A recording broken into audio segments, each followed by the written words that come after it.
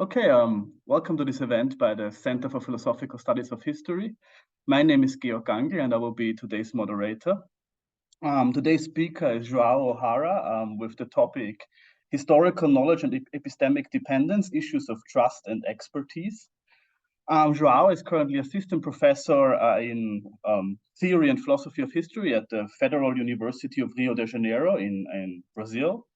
And his main research interests lie in theory and philosophy of history and in the history of historiography. Now, from his homepage, I learned that João's current research project revolves around the social epistemology of historiography and I guess trust in historiography. So if I understand his title correctly, then probably today's talk is part of that project or it's closely linked to the project.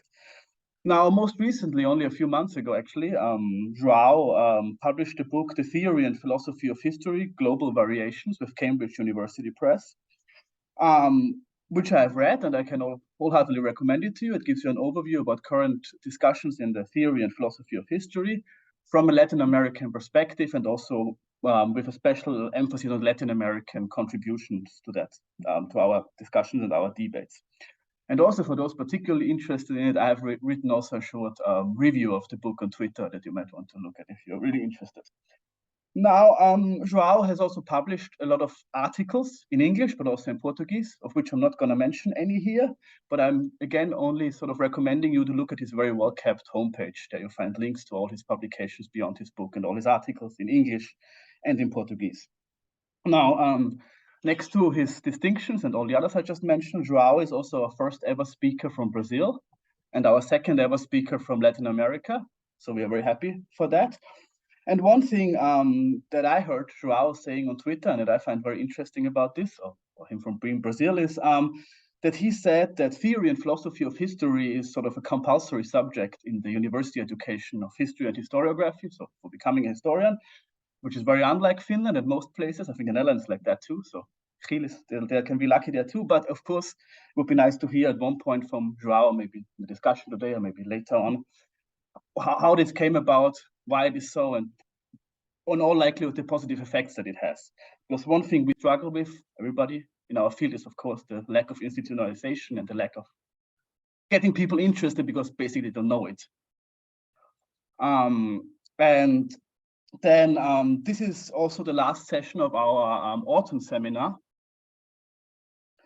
So our seminar will go on a little break after today in January, but we will come back in February with our spring seminar already. There's first plannings on that, but there are certain open slots still. So if anybody of you wants to speak in our seminar, please contact us or we can make that happen. And information about our seminar will be published as usual on our homepage and on our social media in due course. So if you don't follow our social media yet and you're interested in our activities, I suggest you do so. And then we also have some bigger events further in the planning, in the cooker, of which I cannot tell you so much now for next year, but the center will have some bigger events next year as well. So you can look forward to that too.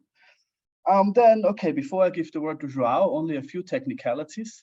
Please mute yourself during João's talk so that there's no unnecessary noise. Then after the talk of João, which will take about 45 minutes to an hour from what I understand, there will be a discussion session.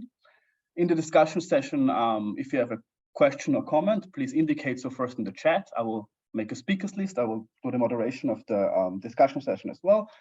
And then when it's your turn, please either speak up with or without your camera on, or write your question in the chat, and then I will read it out loud.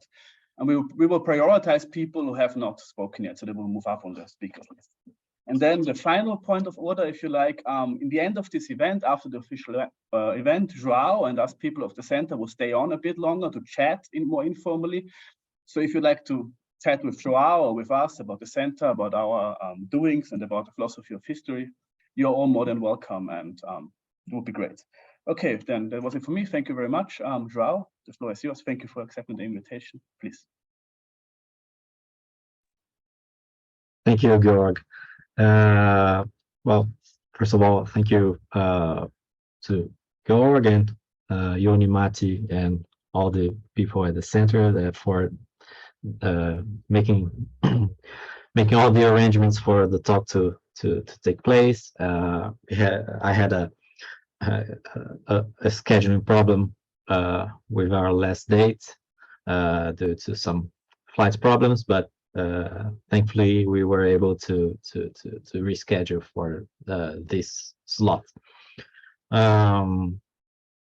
The paper I decided to present here is part of the project that Georg mentioned at the beginning, and it's a project that it's mostly at the beginning, and one in which I try to establish some connections between something that Yonimati noted in some of his texts, that there are a few differences between what he calls theory of history or historical theory on the one hand, mainly practiced by historians, and philosophy of historiography, which deals with topics more traditionally philosophical.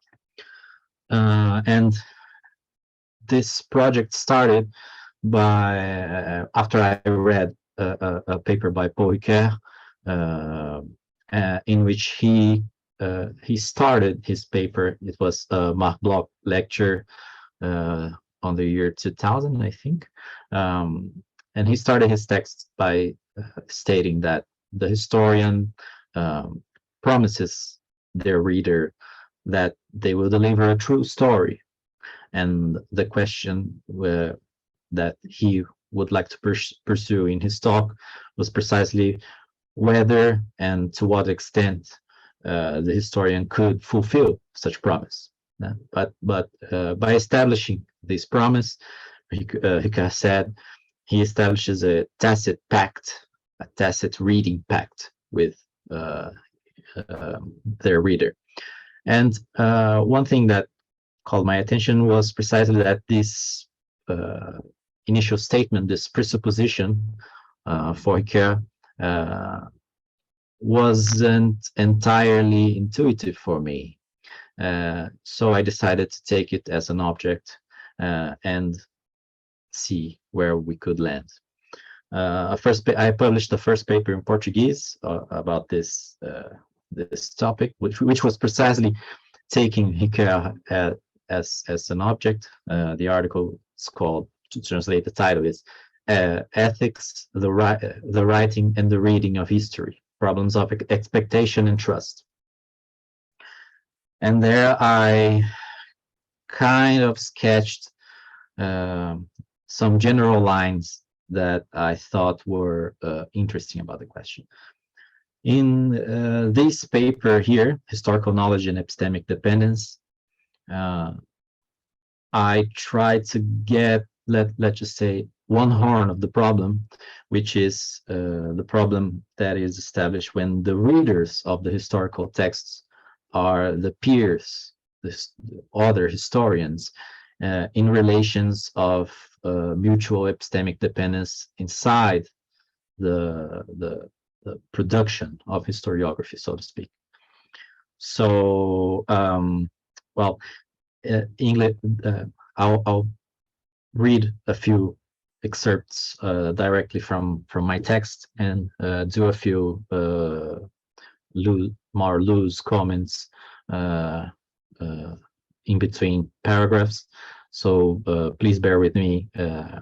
I'm a bit nervous, and reading will help, since, well, English is not also my native language. So thank you very much in advance for bearing with me. Experiments with dozens of collaborators where no single one of them could possibly claim to know the results completely, and the threat of infinite regress on the verification of scientific claims have been the two standard cases of epistemic dependence in the sciences, as found in the philosophical literature. These situations characterize scientific work done across multiple disciplines, which justifies its philosophical interest. Here, however, I would like to approach the problem of epistemic dependence from the perspective of another discipline, one that does not share these scenarios with other sciences. my focus is mainly on historiography, or we could specify further, like human historiography. Um, Even when it is done collectively, historical work rarely resembles the large teams working on particle accelerators or protein engineering. Historians have no complex experiments to manage, though, of course, some of their larger projects can employ a handful of research assistants.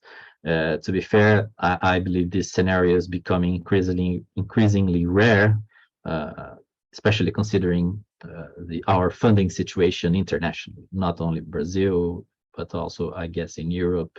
Uh, so we have less and less large historical projects that, even though are nowhere near as complex as particle accelerators or protein engineering, sometimes might employ assistants. Theirs is also a much shorter chain of regression towards the relevant evidence, which takes us almost invariably to specific documents in a given location. They usually do not need to worry about an equipment's calibration or the purity of their reagents. Nevertheless, or so I would like to argue, without the proper collective social conditions, no historical knowledge could be had. Contemporary historiography is a sophisticated and well-developed research enterprise, so it should not come as a surprise that increased specialization has driven an increased dependence on the work of peers. Historians often reference works by their colleagues to support assertions, to indicate further readings in a given topic, or at least to contrast them to their own views. We can see this in books as different as the classic The Making of the English Working Class by British historian E.P. Thompson, or Lorraine Daston and Peter Gallison's excellent Objectivity, or Christophe Charles' Birth of Intellectuals. Of course, most historical monographs and journal articles are still written by sole authors, but no single author could possibly know firsthand all the material that is needed to write an original and innovative piece of research by our current standards. So cite others, they must. All this talk about epistemic dependence would be inconsequential if the very idea of having second-hand knowledge wasn't problematic. But it turns out that both in epistemology more generally and in the theory and philosophy of history more specifically, this idea raises quite a few questions. In this paper, I explore some consequences of the idea that historians are epistemically dependent on the work of their peers, with special attention to the trust component of this dependence. First, I will parse the problem as it appears in historical research, and then I will discuss how the case of historiography might differ or not from the standard cases in other sciences. Finally, I will briefly sketch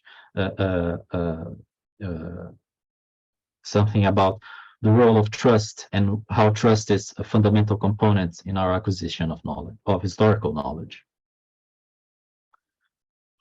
Most historians recognize that their work is inferential and that any historical knowledge is necessarily indirect. So it's a kind of a weird empirical knowledge, because we don't have empirical access to the events that we are talking about directly, but we have access to a lot of stuff that remains from such events. So from written records to material remains to many other kinds of things. They have usually considered that primary source criticism is the way they arrive at such knowledge. Historians study things to which they have empirical access in the present and treat them as evidence of something that presumably existed or happened in the past. Much ink has been spilled over the precise characteristics of this process and whether it could possibly yield knowledge. But historians have usually adopted a cautious optimism about this issue. That is, within reasonable limits, they consider that this process can yield knowledge of past existence and happenings. The problem is that for them, even to make sense of their sources, and also for their own accounts to make sense, they must rely on much background knowledge that can only be gained through their reliance on the work of their peers, either their predecessors or their contemporaries, which seems to violate the basic tenets of historical knowledge acquisition. For this background knowledge is not inferred from source criticism, it is gained secondhand through testimony. The basic dependence on their peers for background knowledge seems very much identical to that of any other scientist, and there is a sense in which this dependence is more practical than cognitive.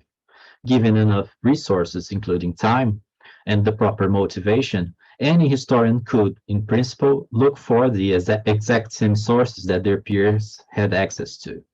Of course, that just does not seem very efficient, so it seems reasonable for a historian to trust that, as Jerome the Reader, which I will come back later, proposed in the case of scientists, that their peers had made, and I quote here, claims that are supported by evidence obtained in accordance with the prevailing methodological standards in their field. End quote. However, unlike other scientists, historians have no recourse to replication, for example. So checking their peers' work is much trickier than in other sciences, if at all possible. Sure, basic descriptive factual statements can be verified, but that is hardly what is at stake in a historiographical debate.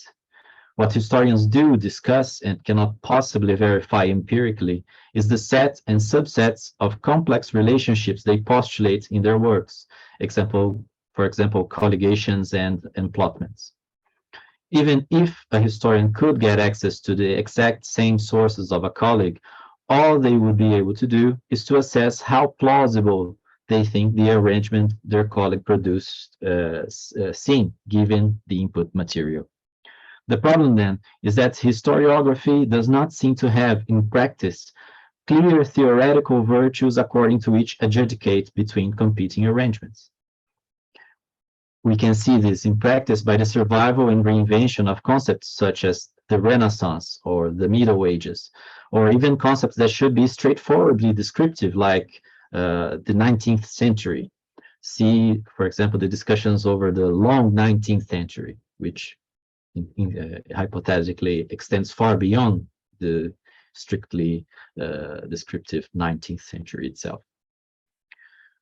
Though historians do make informational references, that is, ones about descriptive, factual information, oftentimes citations seek to support some argument or claim by means of pointing to those complex arrangements.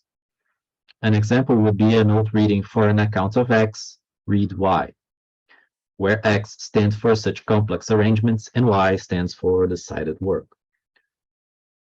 Notes such as these are quite common and quite useful in actual historical practice. We see them all the time in historical monographs and articles. But how could we make sense of these citations were we to enforce the idea that historical knowledge is strictly derived from first-hand source criticism?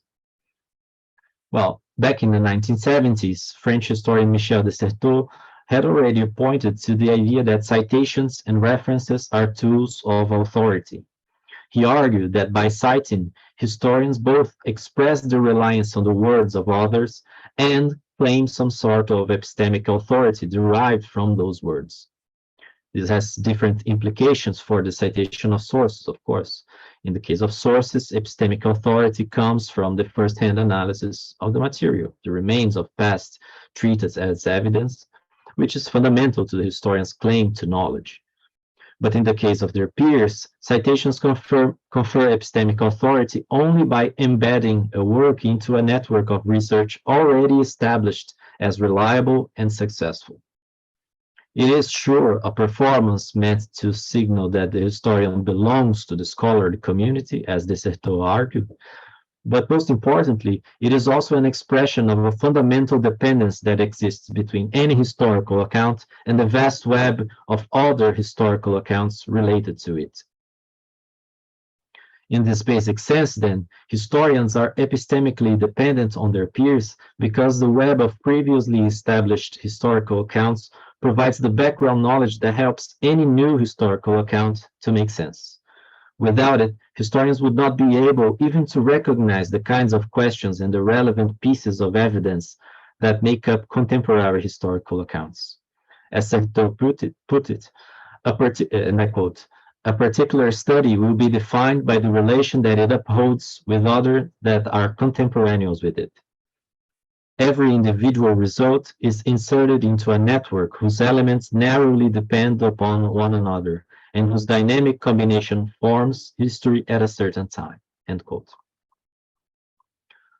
Okay, so I sketched here how an account of how I see epistemic dependence happening in professional historiography, but how is this any different? So now I'll come to some characterizations of epistemic dependence in the sciences as we find in the philosophical literature.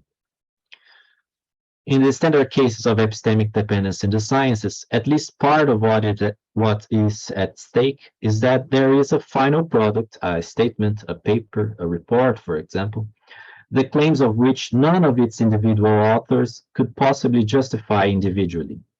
In other words, none of the individual contributors has the evidence, the reasoning, and the complete understanding of what is being claimed, so none can be said to be fully justified in endorsing such a claim.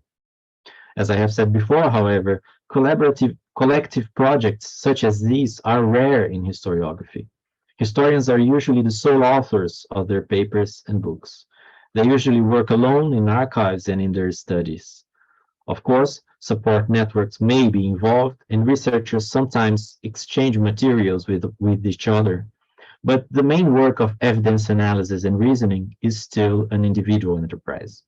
So I will argue now that the case of historiography sometimes does not seem to fit standard cases explored in the epistemic dependence literature.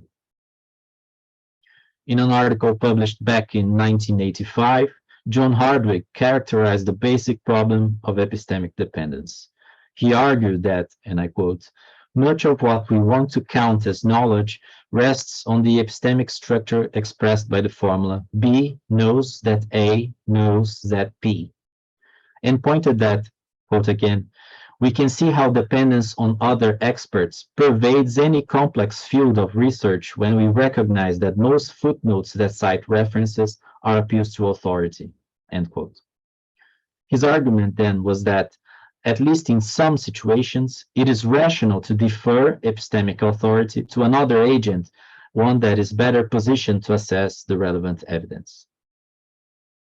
Most interesting is that the example he used to illustrate his point is an article in Particle Physics that had 99 authors, none of which could possibly claim to possess the complete body of evidence and understand the complete chain of reasoning that the article contained.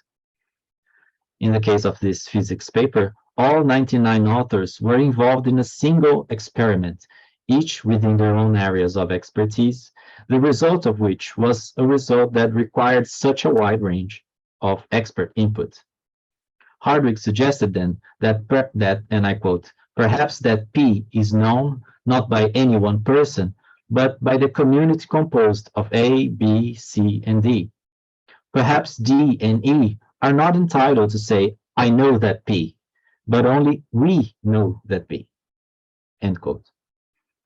Hardwick's basic suggestion that, at least in some situations, it is rational to defer epistemic authority to another who is in a better position to assess the relevant evidence is foundational to many subsequent studies in the philosophy of epistemic dependence. Though I will not reconstruct his argument in any detail, his characterizations of epistemic dependence in the sciences seem fairly compatible with my account of what happens in contemporary historiography. Not a single historian could know all the relevant evidence to give their historical account in full detail, so historians rely on their peers to provide a body of knowledge that can fill the gaps, so to speak. However, it is not clear that the case of contemporary historiography indeed fits within the same case framework that worked for other empirical sciences, as Hardwick wrote. One issue is that in his physics example, all 99 authors were engaged in specific parts of a larger experiment in a way that the evidence produced by each author was directly linked to the main chain of reasoning of that article. Though none of them was capable of having all the evidence and conduct all the reasoning by themselves, each specific part was directly related to the main conclusion in something like a first-order relationship. I'm not sure that is the case for contemporary historiography. The background knowledge that other historical accounts provide can sometimes be quite tangential to the main argument, even though they are necessary parts of the puzzle.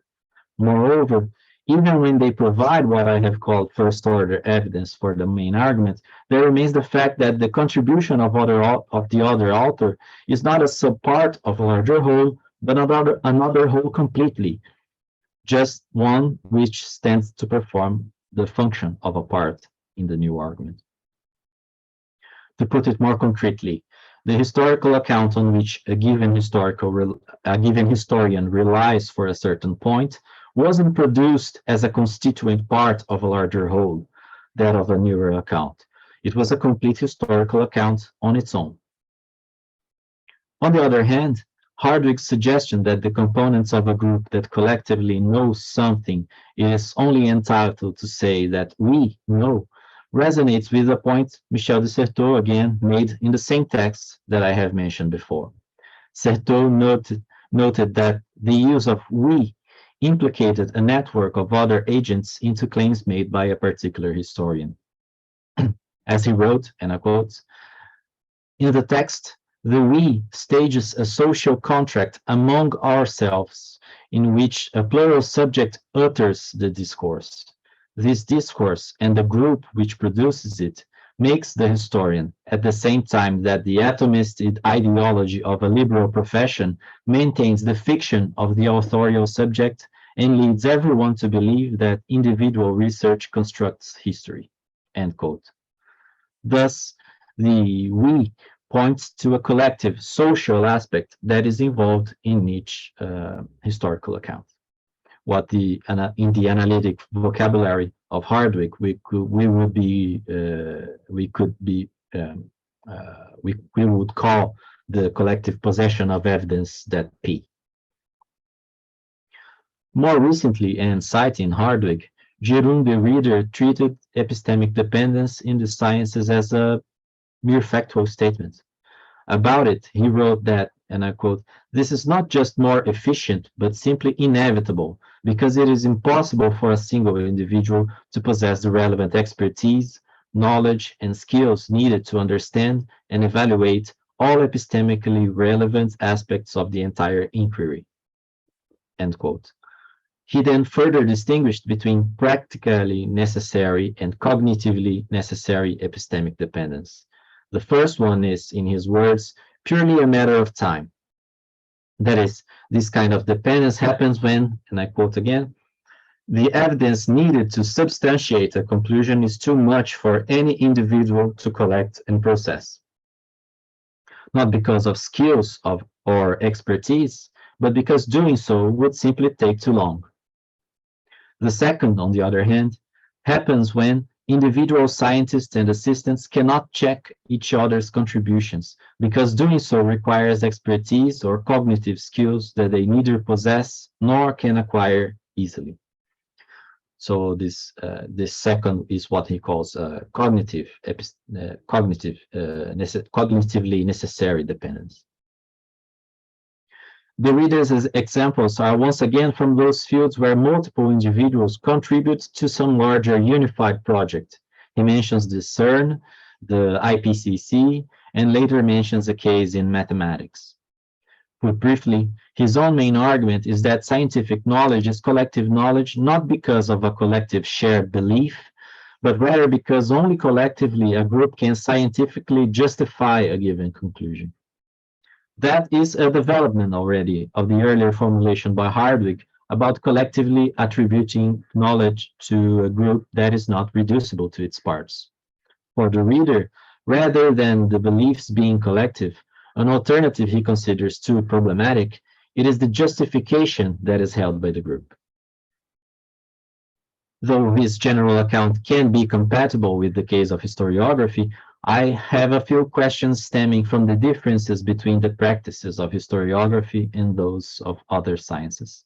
Most importantly, it is not clear to me how collective justification can work in historiography when there is not so much direct collaboration around a clear issue, but rather historical accounts that depend on seeing certain aspects of the past in certain ways, such as presented by other historical accounts. While some of it could fit the model, for example, the vast literature about the French Revolution somehow making it possible to justify a new claim about the French Revolution, it remains unclear how it could be so for some other kinds of citations and references that are common in historical monographs. To be clear, my questions to Hardwig and the reader are not really objections, and I'm open to the idea that historiography could somehow fit their standard accounts. However, perhaps due to the cases that usually provide philosophers with the examples with which they deal, the practices of professional historians do not seem clearly covered by the standard formulations. And here I come to the issue of trust. Well, whether we consider that the case of historiography is covered by the standard accounts of epistemic dependence, or whether we think that some adjustments are needed, there remains that they do seem to be epistemically dependent on their peers to produce historical knowledge. And part of the problem is that this dependence exists at least partially because an individual historian could not possibly do by himself all the work that is necessary to provide him with the background knowledge necessary to his own account, at least not in full detail, as I said. Historians then rely on their peers for this. But whether their peers are indeed reliable or not is a different question, and one which no individual could know directly to. In this sense, then, historians trust their peers to have done their work conscientiously. The same John Hardwig published another article in 1991 where he focused precisely on this issue. Trust, he argued, was the only ground for believing another individual at their word. In his words, quote, often then, a scientific community has no alternative to trust, including trust in the character of its members. Cooperation, not intellectual self-reliance, is the key virtue in any scientific community. But epistemic cooperation is possible only on the basis of reliance on the testimony of others. End quote. Since this reliance was at least partially blind to the evidence that could justify it, only trust could give an agent the ground necessary for cooperation to thrive. Trust in testimony has its own vast literature, much like the more specific issue of epistemic dependence in science. One of the pressing questions for philosophers is, for instance, whether epistemic agents are entitled a priori to trusting one another, or whether this trust depends on evidence of trustworthiness and reliability. Another one is about the difference between trust and mere reliance, and whether testimonial knowledge would require one or the other. But more specifically here, I would like to focus on the specific issue that is connected to our previous exploration of the epistemic dependence. My question here then is, what do historians trust their peers for? And here I return to the reader as I quoted him earlier. With regard to scientists, Jerome the reader stated that the traditional answer has been that scientists trust their colleagues to be reliable testifiers, in essence, purveyors of claims that are likely to be true. But such answer, he argued, places too strong a demand on to be a plausible explanation for how often scientists actually work. He noticed that scientists lack sufficient positive evidence to justify belief in their colleagues' trustworthiness or reliability, so they would not be justified in believing their colleagues were so and so. Instead, he suggests that scientists trust each other to make claims that are supported by evidence obtained in accordance with the prevailing methodological standards in their field, a much weaker version that will still explain scientific collaboration and trust. In his words, and I quote, "Every scientist has or can easily recall sufficient evidence to support trust in other scientists when the content of this trust is understood in the way I proposed." so as providing claims supported by evidence, etc., instead of this stronger claim of being reliable testifiers. When we turn to historians, how could we answer the same question? Well, the reader's proposals seem to be amenable to the task. Indeed, to claim that historians trust their peers to be reliable testifiers in a strict manner would seem to impose too high a bar to explain why they do it so often. Not that historians have much negative evidence about the reliability of their peers, but rather because they will often have reservations about specific parts, even of those historical accounts for which they draw support. So the weaker version seems to fare better with historiography, just like it does with the sciences. On the other hand, methodological standards in historiography are so varied and sometimes even divergent that the requirement of prevailing methodological standards, flexible as it is, might still be problematic. Historiographical discussions often revolve around methodological issues, and whether the presence or absence of a certain methodological aspects has a positive or a negative effect on that historical account as a whole. There might be some general rules and standards up to which historians hold themselves, but I'm not sure whether those would not be so general as to be unhelpful in our understanding of the problem in historiography. In any case, Hardwick and the reader and other authors seem confident in the observation that scientists both depend on their peers and trust them in some way that rationally justifies relying on their work. If we consider that historians share with scientists the same or at least a similar kind of epistemic dependence on their peers, I think it is fair to suggest that some kind of trust is involved in the process too. So I'm coming to my final remarks. I have explored here the idea that historians are epistemically dependent on their peers to be able to produce historical knowledge, and that trust is an important component of this dependence. I have given an account of how such dependence manifests in contemporary historiography, and then assessed whether a couple of standard models could cover the actual practices of professional historians as much as they cover those of other scientists. Finally, I have pointed to the element of trust that makes it possible for this epistemic dependence to work. This paper is but an initial exploration of connections that seem potentially interesting between problems in the theory and philosophy of history and developments in areas such as social epistemology and the philosophy of science.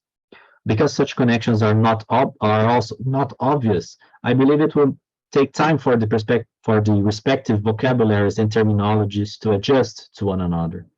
However, I am confident that there are resonances to explore that cross through disciplinary divides between historiography and philosophy, for example, and also through different intellectual traditions, for example, continental and analytic philosophy. Hopefully others will find this is something worth pursuing too. So what I have tried to sketch in this short initial paper, more like a draft than a paper proper, is to check for those resonances where we perceive a problem within the theory and philosophy of history with some authors more or less canonical and whose work already somehow influences the theory and philosophy of history. In the case of this project, Paul Ricoeur and Michel de Certeau, and then look for where people have explored those issues further. And in this case, I found work already being developed in social epistemology and the philosophy of science. So I think for us to treat this issue properly in the theory and philosophy of history, there's probably no better way than to look for those questions as already being treated in other fields and seeing how they could somehow fit or not fit, and then probably need some adjustments when the object is no longer the empirical sciences, as João Ohara wrote, but historiography with its own particular practices. That's it. Thank you. Okay, great. Thank you very much, João. Okay, now is of course discussion time. Is there any questions, concerns? First, please indicate so in one way or another in the chat or by raising your hand on here on Zoom. Oh, Aviesa, did you raise your hand? Yeah. Yes, please. Just two comments. One, when you say that historiography is empirical, well, I would say it's testimonial all the way down. When we read sources in the archives, there's nothing to observe. It just concern testimonies. When you examine evidence in the present, it is empirical in a very broad sense that you observe the evidence, but you can't observe history. Historiography is non-empirical par excellence. But what is more interesting is the question of trust. I would say when historians are examining the evidence from other historians, what the assumption is that if unless it's a really obscure subject where only one person saw the archives, when only one person knows the language perhaps of the source, that historians excel by criticizing each other, by discovering that somebody who is established and has an established hypothesis actually made some mistake. The document is not there, it's the wrong document. I mean, that's how you become successful within the historiographic community, that you undermine the thesis of somebody else.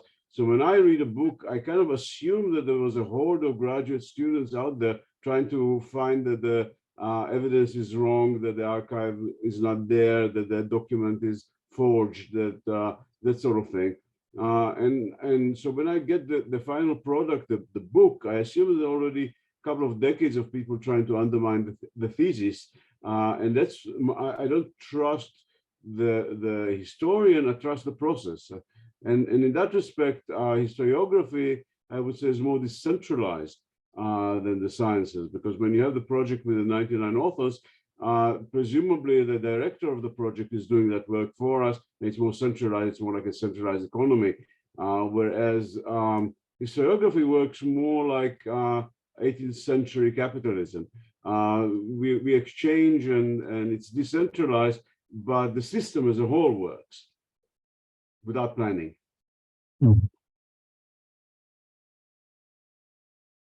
Thank you, Avizet. Please, João, do you want to answer? No, we can gather a few questions. Oh, you want to gather a few? Okay, then the next is let's at least maybe another one, maybe not too many. Yoni-Matti, you were the first. There are quite a few others. Great. Who else wants? Okay, thank you. Thanks so much. I think this is. I hope you hear well because the sound is not so good in this. I think this is a well-needed sort of reminder, indeed, that sort of epistemic individualism, as I would call it, doesn't work in historiography. Then we need to rely on others, on testimony of others. I basically have also a comment, maybe an idea or suggestion, because my feeling is that this whole literature on the reliance epistemic testimony should go further. Not only applicable to scientific communities, but actually if you think about yourself or anybody or your knowledge, what you claim to know, you have to rely on others anyway.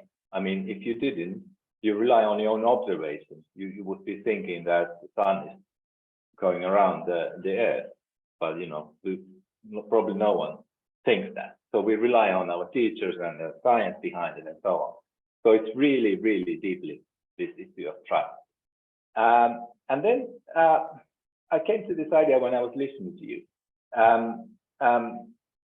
So, well, I don't think historians like Avi, I think, first you can't really justify like singular statements by reference to the object, let's say, okay, there's the archival certification available, perhaps, but quite a lot of the historians claim are not individually justified. Individual statements are not justified, but I think they stem from the sort of language, historiographical language or discourse.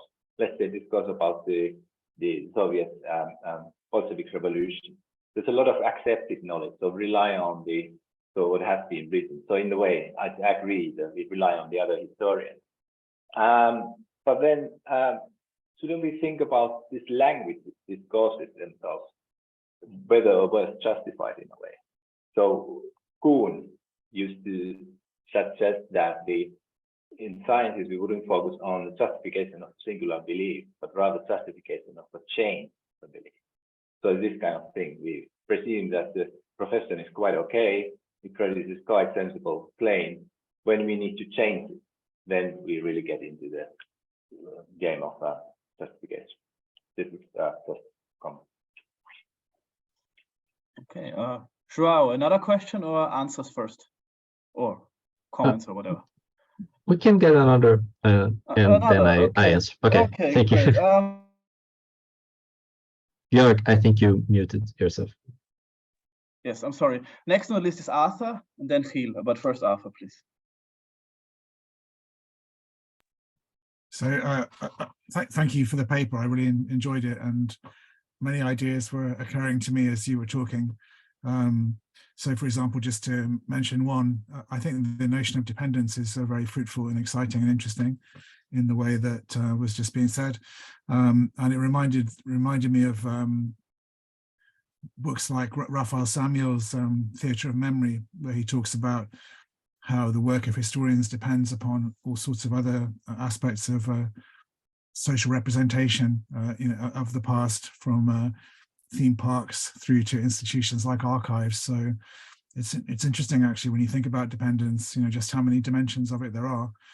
So for example, a historian of nationalism depends upon many institutions and many concepts that are prior to their work, and so the multiple dependencies of historians are really interesting to reflect on. But that's just an observation. I had two questions for you.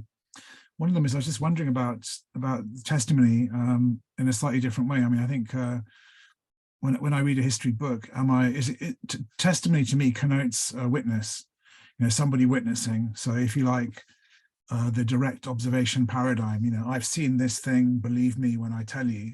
And I just wonder how far we can apply that to what historians do. So when I believe what a historian says, I'm not believing them as a witness.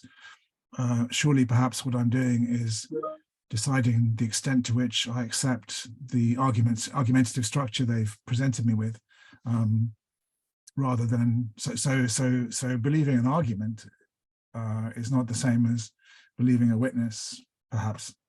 And then my other thought was maybe linked to that as well. You could argue that the apparatus of historiography expresses mistrust rather than trust. I need to see your footnotes because it's imperative that I have the option, to check. Furthermore, I expect you to develop your argument because I don't believe you. I don't believe you because you're telling me something. I decide whether or not I accept the construction you gradually create through your text. So I guess my question is twofold, really, which is how far can we really talk about historical claims being transmitted through testimony? Is the historian giving you a testimonial, or are they giving you something else, like reasons to believe an argument? And then to what extent actually are historians very distrustful, kind of like Avi was saying. Yeah. Thank you.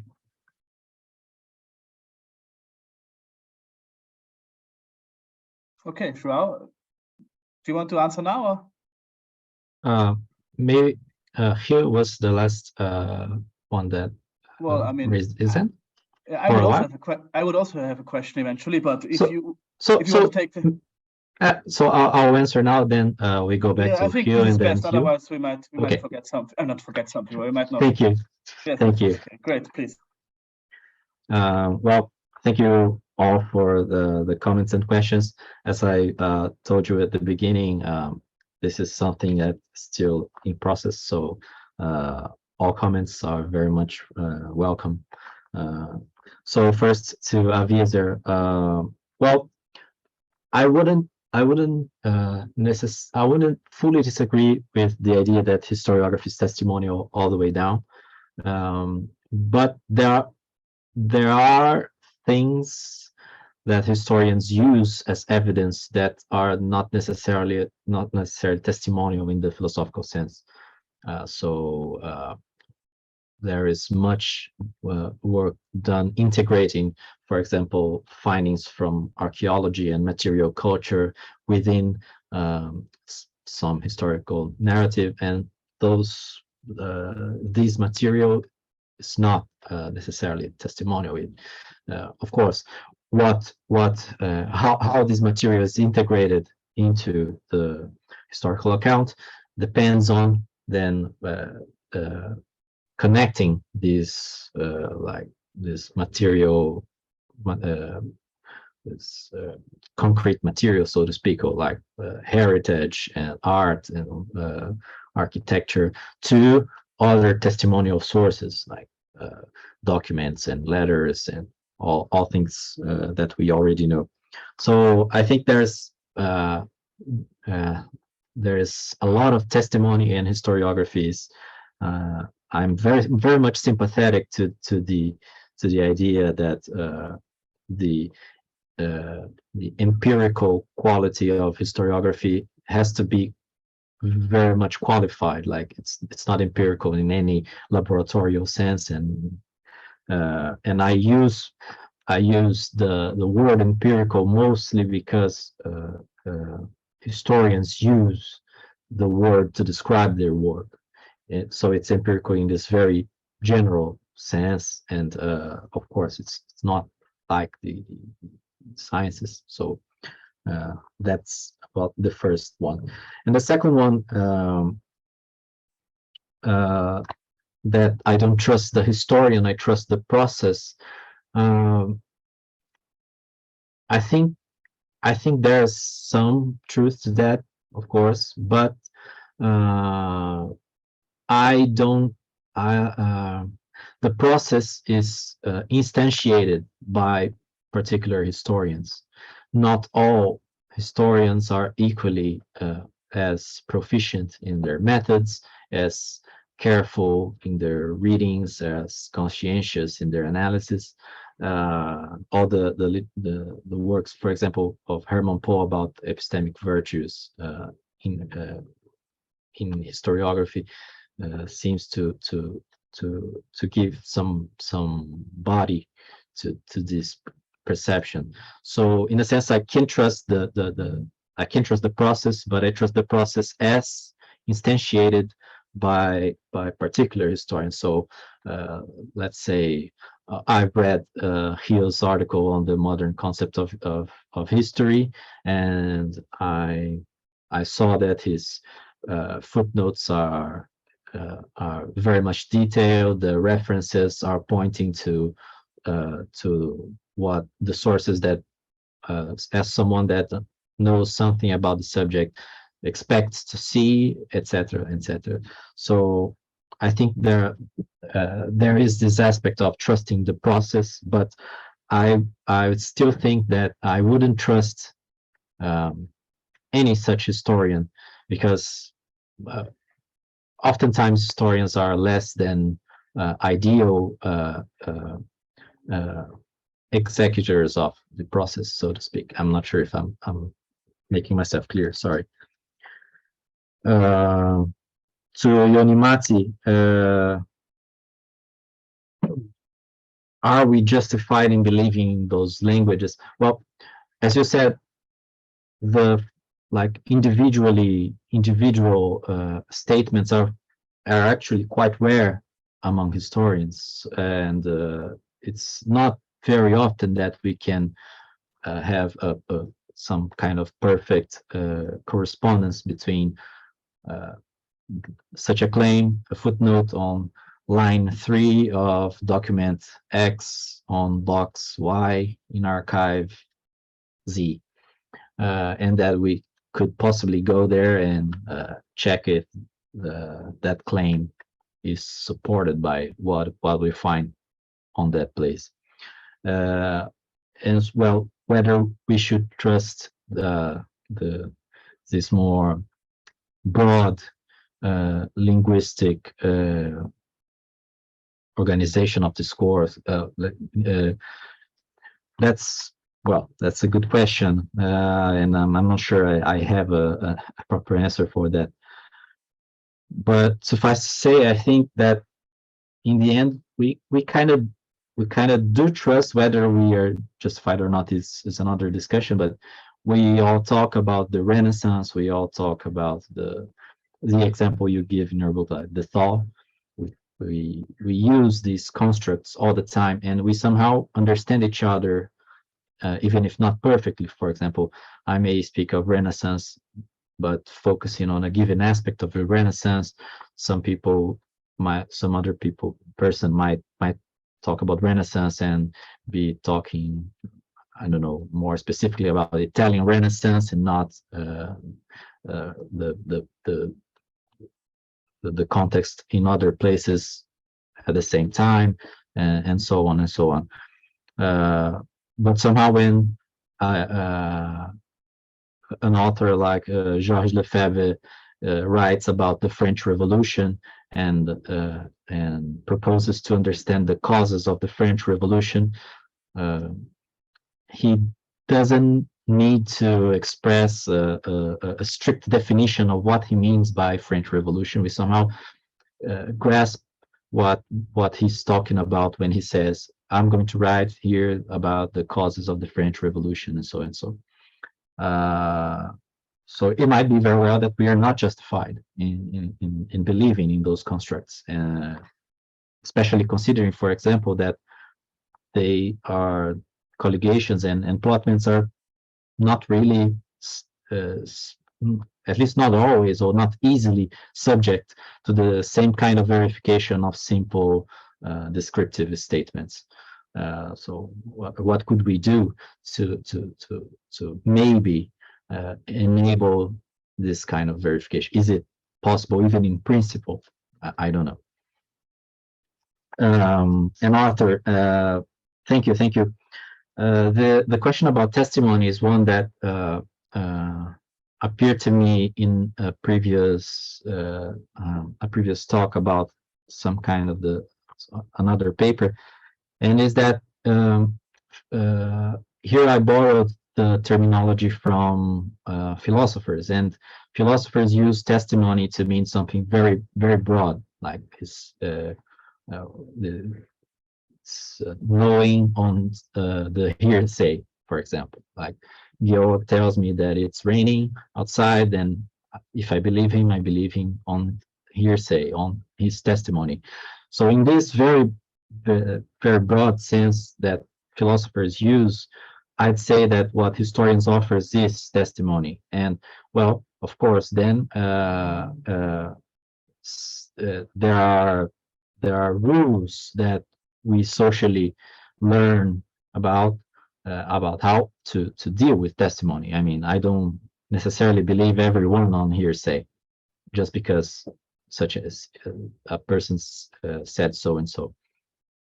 So there is this whole discussion that I mentioned about, well, am I entitled to believe a testimony a priori, or do I need to assess evidence that the speaker is trustworthy, is sincere, is competent, etc., etc.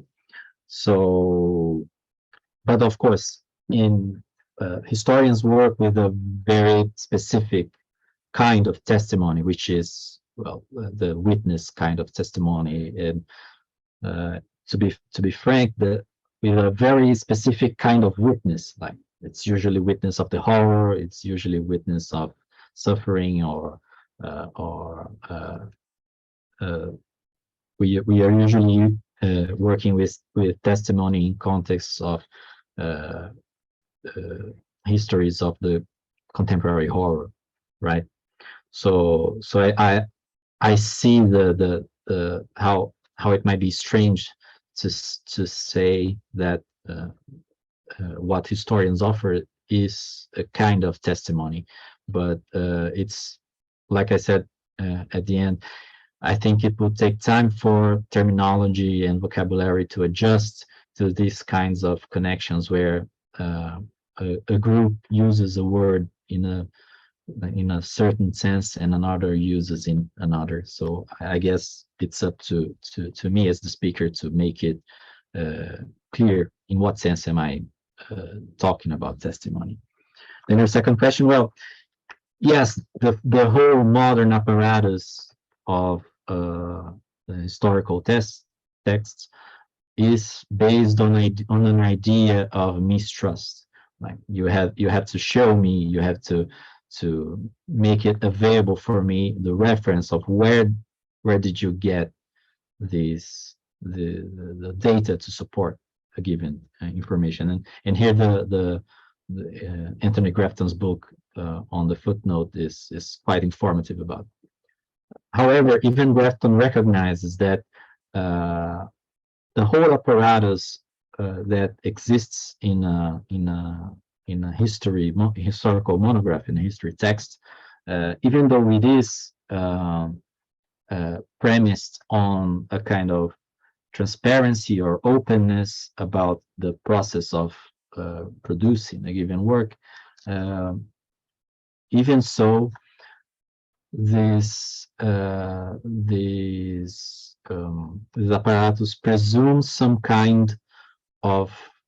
basic level of trust, in the sense that they are kind of like performative elements of the text, and that when we read, even as professional historians, and I'm a scavenger of footnotes as much as the next historian, we tend to attribute to the author a basic level of goodwill, so to speak. Like, I don't, if I read a footnote and I go and check, and I don't know, it's not on the page that the quote that the author used is not on the page that he says it is, it's on the next one, or it's not in the book. I don't think it's quite intuitive for us. It's not the first thing that the author is acting in bad faith, that he's fraudulent. We simply attribute it to like a typing mistake or a simple procedural mistake, and not to bad faith, not to any malicious activity. So I think this basic element of trust seems to me what is at stake, at least in historiographical debates.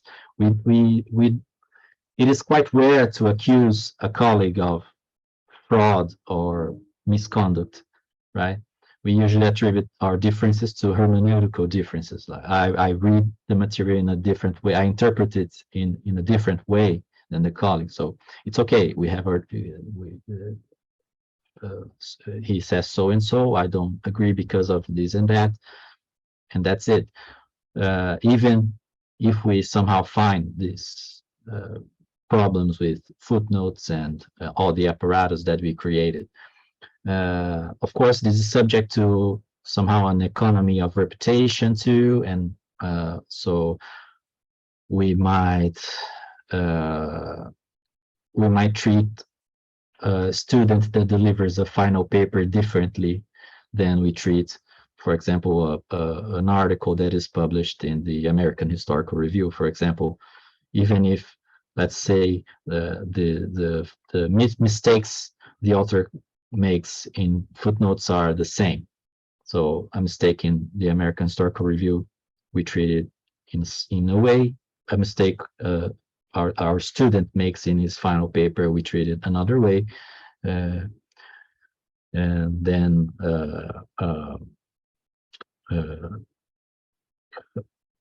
I think what interests me in talking about trust is precisely this infrastructural, so to speak, characteristic, right? I'm not sure. I hope I answered the question. Thank you. No, that's great. Yes, I'm sure Arthur can tell you, but I'm sure you probably answered it. There's now Giel, and then there's myself, perhaps, and then we can still have another round. Let's see if somebody else wants to ask them. Please, Giel. Okay, thank you, João, for your wonderful paper. I have a question on starting from the point of view of the philosophy of science. Why start from the point of view of philosophy of science? Why not? Isn't it isn't it a hermeneutic problem? I mean, because the background knowledge, the knowledge that we have, that historians have, well, it has to do with a certain tradition. It has to do with a certain disciplinary training, and the tradition and the disciplinary training provides us with a certain authority. It also has to do with the sort of questions that we ask, and also the history of the questions that we ask, and the affective history, as Gadamer would call it.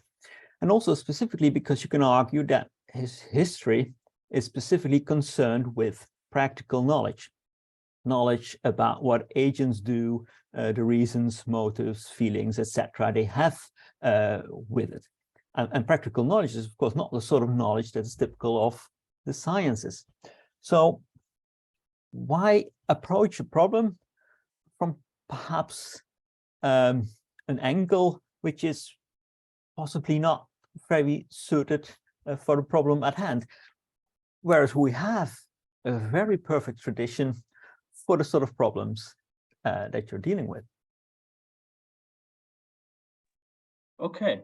Do you want my question too, or my questions, I think, João, or do you want to answer first? No, please make your question, okay. Georg, please. It fits reasonably to what Giel says in both aspects of what he says. Let me start with what Giel ended first. I would actually go the other way around. I think it's a good idea to go by philosophy of science and try to sort of take from the philosophy of science angle. But here the question then is for me, could you specify again what exactly is the difference in terms of epistemic dependence to the sciences in general? Okay, you said the science examples that you gave had very many authors, 199, and then we all know there's like apparatus and a lot of people working together. Okay, this is fine, but is this really a sort of the difference that epistemically counts in the sense of epistemic dependence? Because then you also said something like that what the historian uses is there's a whole theories and whole sort of books by other historians themselves, and that is then a different in the contents, maybe, perhaps. But the way I understand epistemic dependence is just that it's about the function of the claim or the theory that you're going to use. So you need to use some other theory so as to confirm, justify whatever the hypothesis you're after. So you need sort of accounting claims for the explanatory claims that you're making. And that is the same in any science. It's probably the same in everyday thinking too. And it's everywhere like that. You can't, as we all know, we can't justify everything by yourself. And sort of the web of beliefs and of science is spread widely. So we have to always, and in the sciences, it might be background knowledge might just be about the apparatus and other stuff that is just generally known, and I don't know, weather conditions or what have you that need to be right. And maybe none of the 99 authors or whoever is an expert on that or has counted that in. So it's about the function of the claim and of the theory, not the contents, that makes, I guess, epistemic dependence. This is important here. So that would be one point. So that would be the question. What is now exactly the difference between epistemic dependence and historiography and the science? For me, I think there's a lot of overlap. It just comes out of a generally coherentist understanding of justification, I guess, for me at least. And then the second point was, this got me thinking, I had another question first. The question of trust and mistrust. You can't have trust and mistrust about the same thing at the same time in historiography, right? That would be a contradiction, and we cannot allow that in a sense. So then I thought maybe the solution to that is, maybe some people have already said similar things, I guess, is that there's obviously a contextual quality to it. What I mean by that is, one, historians take as granted, also sort of common knowledge, that which has gone through the disciplinary practices already. That is usually stuff that has been published, there have been reviews, and there's been sort of or general knowledge. Somebody was born then and then, and the Second World War happened then and then. And in the background of that is the institutions themselves. We have trust in more in the institution than people. There's a question, why do we have trust in institutions? But we know that history departments produce historians who know the methods of history, more or less. And then if you take this as the groundwork, then you have the contextual qualities that those claims that are in need of justification and where you need sort of the most, where you can't act on trust, are those what the debate is about, or what this book is really about, or what it tries to put forward, or the text, or whatever. And any other claims that you have around them, because they have been justified before, or they come from somebody who knows how to do the work, are not the focus, right? I mean, they can still be wrong, and some people can point them out if they're an expert in those things too. So that's, I guess, maybe it's just restating what other people have said, but I guess you would have a sort of what you call contextual and processual understanding of all that, and then sort of you still can't get around the basic understanding of trust, I agree, but it's like any kind of social interaction or life. We just have to act on trust on one level. But maybe there's some specific form of trust in historiography too. That would be my questions, I suppose. And then another question is, not for me, but is there any other immediate question, or do you want to answer first, João? If there's another one, I can take it, but if not, I can answer. Arthur wrote another Arthur comment. wrote, yeah. And do you want to ask it as a question, Arthur, or do you want to read it as a comment, or do you want to do nothing with it? Yeah, I mean, I really enjoyed João's responses to my questions, so thank you very much. But I'm making an observation. I'm not convinced by the testimony thing, because I think so I don't need to repeat it really. But I mean, I think that if you say, I take your point about how it's a general term in a wider discourse, but nevertheless, I think the logic of testimony is, believe me because I was there, or believe what I'm saying. But I mean, I think that historian, when you write a history book, I suppose maybe even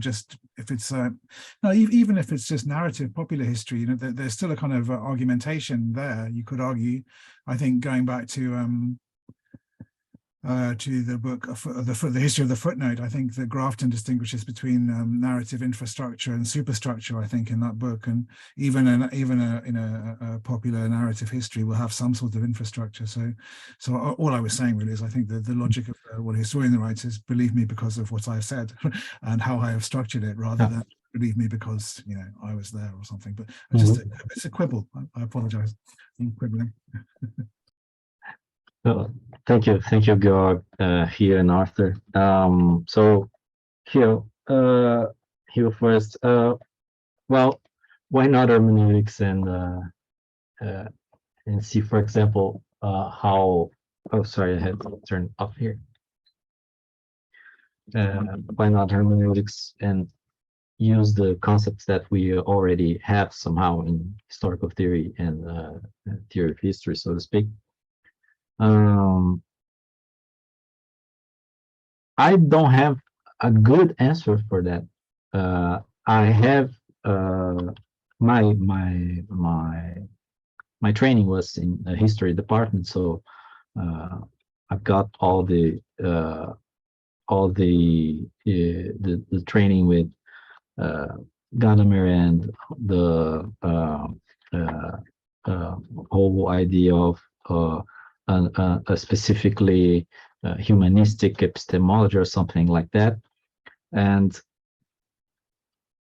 I think, well, to be frank, my supervisor was very much a Foucauldian. So one reason that maybe informs this is this background Foucauldian suspicion about the idea of tradition, but that is very much a speculative answer. What I could say is that having read the book by Anthony Grafton and the book by Michel de Certeau, these apparatuses and strategies for producing convince the reader and to produce at least an aura of epistemic authority, all these just raised my interest, and I saw on these tools from philosophy of science and social epistemology, maybe a vocabulary where I could clearly at least understand the functioning of these apparatuses, and somehow make sense of these practices that on the vocabulary of Seto, which is very much a Husserlian and a phenomenologist himself, and the vocabulary of Grafton himself. I wasn't sure that there was a precise delineation of the problem, at least not in the way I thought was most interesting. I do think that there is very much an important point to be taken here about the weight of tradition, so to speak, to recover Gadamer, like in producing these reliance relationships we have with each other, and the furnishing of background knowledge through these references, and producing this general framework of the historical text, which the analytic vocabulary is not always the best to capture this weight of tradition and so on and so on. But it was more like a pragmatic choice at the moment than a principled choice. So I don't have a very good justification for why I chose the path that I did. Another one was that I saw that I discovered the Hardwick paper a few years ago, and then I discovered a niche within feminist epistemology in the analytic tradition that deals with the economy of authority and reputation that goes into what kinds of who's in the footnote, and to whom do we attribute knowledge and all that. And I ended up enmeshed in that literature, and never got back to or at least not yet went back to my intellectual roots, so to speak. So I'm very much a fish out in the out of the water here, in terms of the references with which I'm dealing. And the point about, well, I think the observation you made about history dealing with practical knowledge about what subjects do, what they, how they reason towards a goal,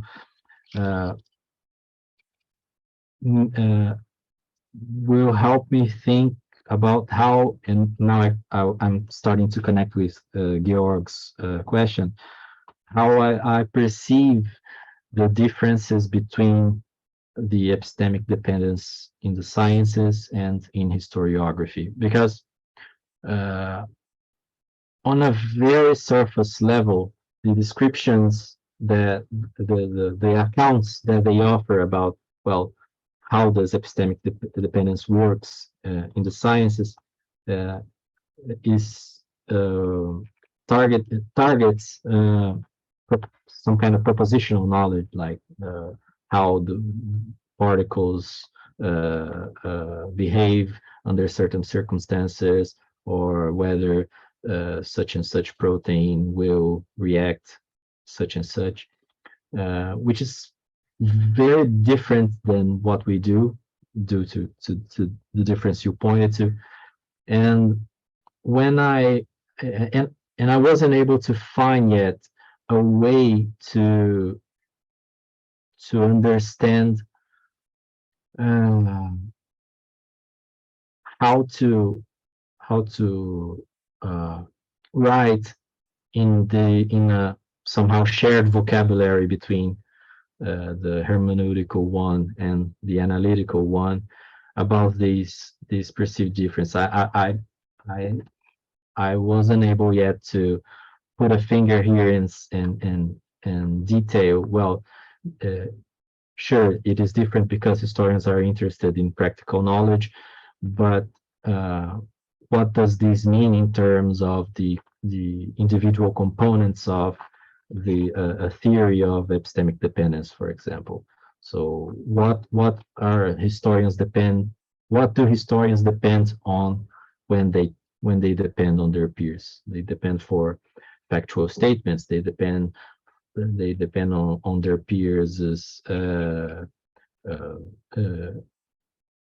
colligations and emplotments in full, or do they depend on specific elements of their other historical texts? So this is very much something that I'm struggling with, and that I hope to be able to deal better in the future. So then, Georg, the thing is,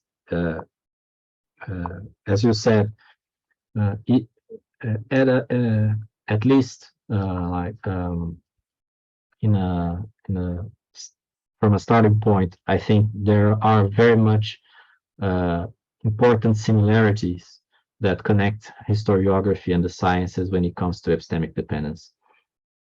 And many of those theories of epistemic dependence that I've read, some two that I brought here in the paper, and others that I've only read and commented in other places,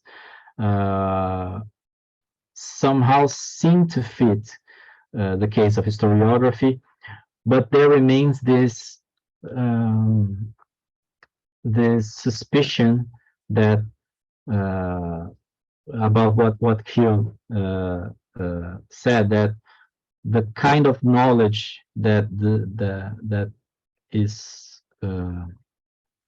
that the scientist is aiming for or trying to acquire is different than the kind of knowledge that the historian is trying to acquire and transmit in his text.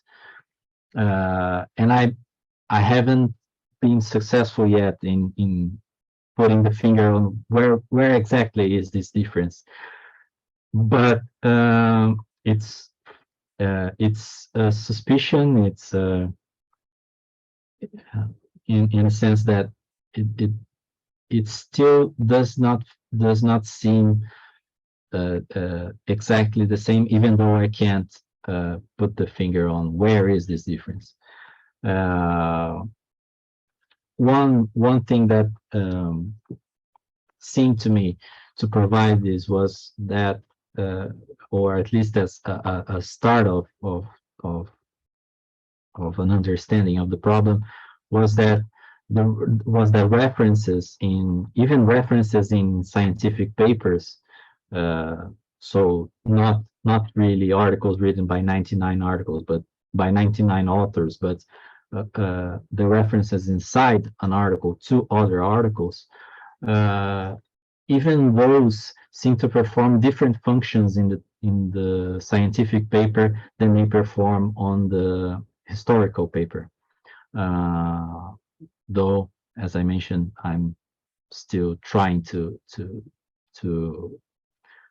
find the correct way to delineate what and to make more precise what I mean by this difference, which is very much for now not much than a hunch or a feeling of strangeness.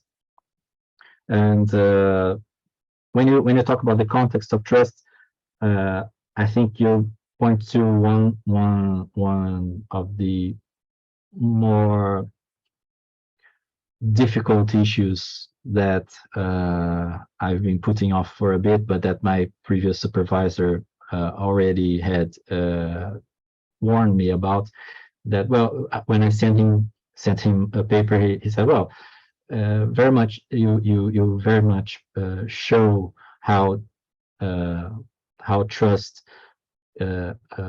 is a component of this dependence relationship, but I'm not sure you showed me that this is somehow either specific to historiography, or that is not merely a case of the kind of trust that we need for every other kind of social interaction and things like that.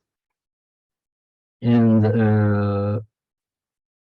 there is definitely some proof that, well, it is related to the trust that somehow, the same kind of trust that keeps the society together and enables every social interaction. But there are aspects of this trust that in the epistemic domain that seem to me be worthy of a specific reflection. So I have read like Goldberg's Relying on Others, Faulkner's Knowing on Trust, Benjamin McMiller's Knowing, I forgot the title now. Testimony, Trust, and Authority, and all that, because there's something weird about knowing on trust, precisely because traditionally knowing has nothing to do with trust. Knowing has to do precisely with mistrust, with challenging what is claimed merely on basis of authority and hearsay. Nevertheless, we trust. We know by trust all the time. So I'm looking for this specific character of trust in the domain of knowledge, and, well, dealing with the specific case of historiography. But I'm open to the possibility that in the end I'll just come to the conclusion that historiography falls within the standard cases. Okay, great. Thank you very much. Jouni-Matti still raised his hand. I suggest if anybody else still wants to say something, now is the chance to sort of make yourself known, because I think we do the last round and then we'll finish for the day officially. Jouni-Matti, please. Yes, thank you. A brief follow-up on the trust and mistrust issue, and then a question on another matter. Yeah, I was struck by the idea of historiography being premised on mistrust. I think that was Arthur's suggestion. There's something in it, but there can't be too much mistrust either, because why would you bother? Why would you bother to read any book by historians in that case? It's totally unreliable. So there must be some kind of equilibrium, some kind of, level, how much you can trust and how much you can mistrust, in order for it to be functioning some kind of cognitive enterprise in that case. And I guess more widely that applies to society as well. We'll think about the corona pandemic.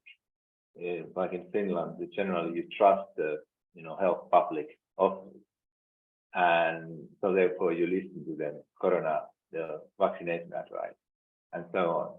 And suddenly the trust seems to be deteriorating a little bit, even in Finland, where the trust is very high, I think. So therefore you don't listen to the statements anymore, you have to listen to the evidence, and that gets a little problematic in terms of like pandemic and corona stuff.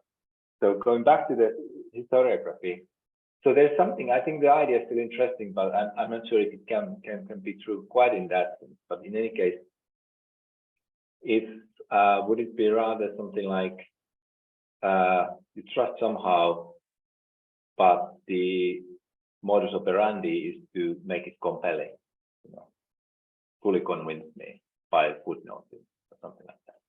Or even if you start from the end of a little bit mistrusting, you have to work towards trust in the book of history. So then it will be compelling. I don't know if you ever anyone ever achieved like a compelling book that everyone personally by reading. So that would be the sort of ideal aim. Okay, that's my reflection on the discussion. And then I just wanted to ask you started your talk by mentioning theory of history as opposed to philosophy of history. Do you have any further thoughts on that, and how does your talk relate to this question? And what is philosophy of history? What is theory of history? Any thoughts? I would be very happy to hear. Okay, then I guess if we stick to our tradition from before, last chance to ask another question. Otherwise, João will have the last word for tonight or for this morning with him. Any more questions? Yeah. Well, I guess not. Then João, please. Thank you, Georg. Thank you, Unimati. Well, I think Unimati touched on, just to reference the trust discussion before, mentioned this equilibrium between trust and mistrust, and in the sciences, this is can be a bit clearer to see. For example, well, a scientist won't check if their glasses are really glass, are there all the time for every experiment, or they might calibrate their instruments, and but he won't be stuck in a loop of calibration again and again and again, just because he sometimes at some point he must stop for practical considerations, but also sometimes because he couldn't, even in principle, he wouldn't be able to verify some specific point. So that's the point about the chain of regression that I mentioned. Whereas historians don't have less moving parts to their process, so to speak. So it's not that common that we deal with equipments that need to be calibrated, or with reagents and other materials that I don't know, need to be at such and such level of purity, etc., etc.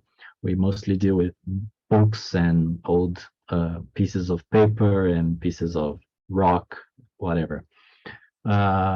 Nevertheless, before that, and of course, we do base our work in a certain sense in mistrust, in the sense that, well, if I present to you a historical account of a given event or process or whatever, somehow I need to convince you that I have read the relevant literature, that I know the relevant documents and relevant pieces of evidence, and I have to present the reasoning in a logically consistent way and in a rhetorically convincing way.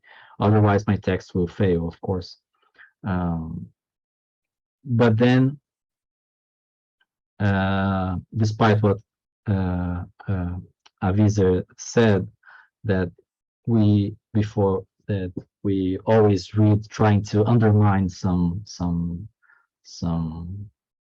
argument or some historical account, and somehow find the breaches where we can then, here's why such and such interpretation wasn't correct, or here's why it is correct, when we try to defend our interpretation, and so on and so on. Despite that, there is this basic level where we usually don't go a step further, and we then believe because it is a historian that says so.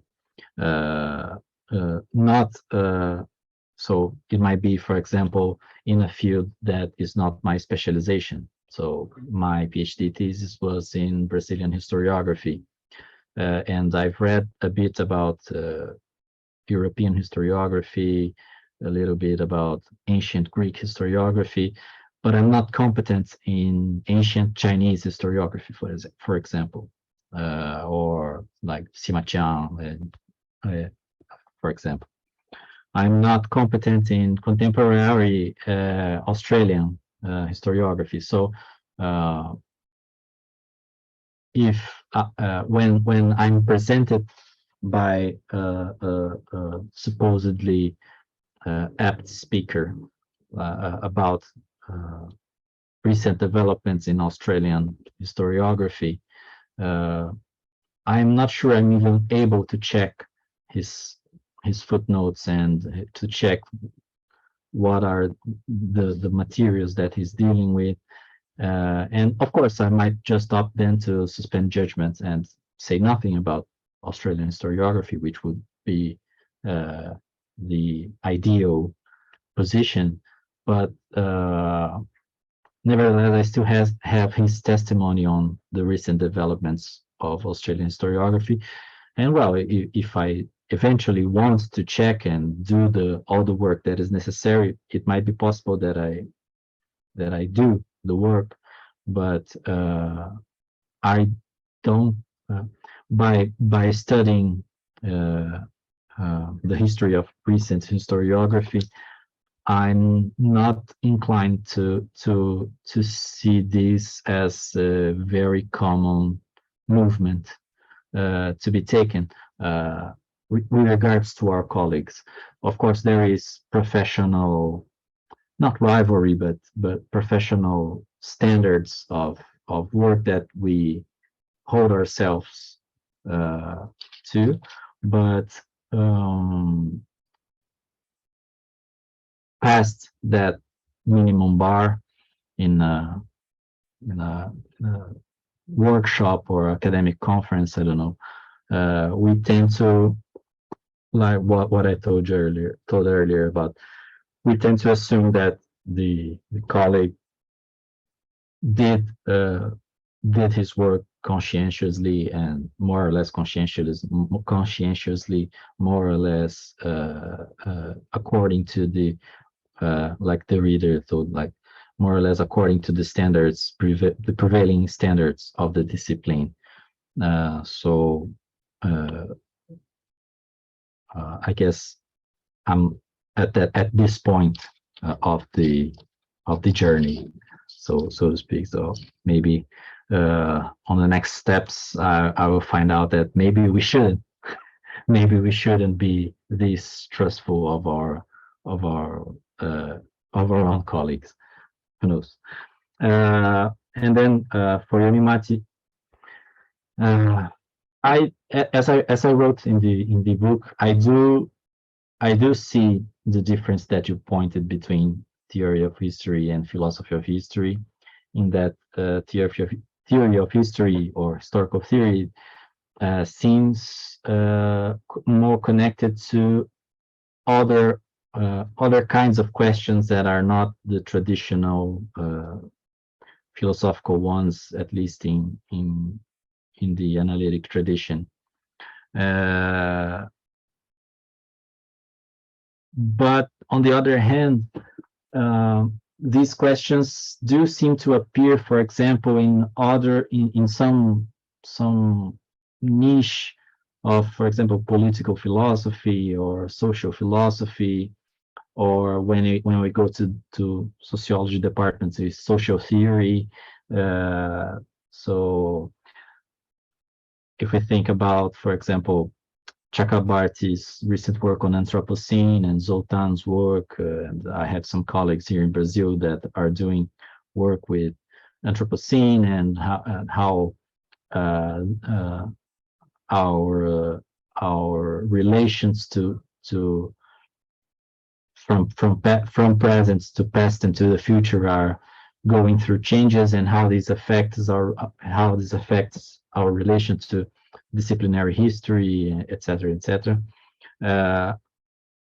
I see these questions as quite closely related to, at least to some kind of political philosophy done in other intellectual traditions. So they have references from phenomenology, from other ones more connected to genealogy and Foucault and all that. With that said, I do think, or at least I hope, that the kind of work that interests me can somehow be at the junction of these two ideal types that we construct, like between historical theory and philosophy of history, in the sense that what I hope to achieve is some work that can somehow be of interest of both historians interested in how their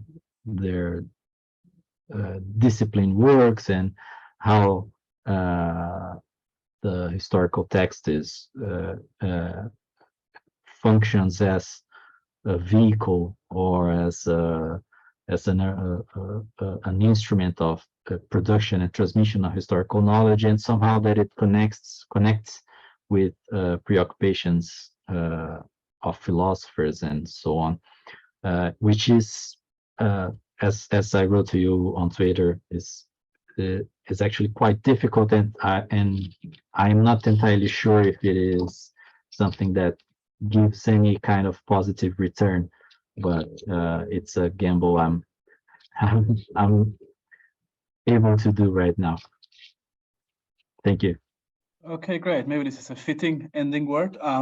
What remains to be said by me now is, of course, thank you all for joining us today, and a special thank to João for giving this talk. And as before, we'll stay a bit on now to chat informally. Please stay on with us. You're very welcome to. Thank you all.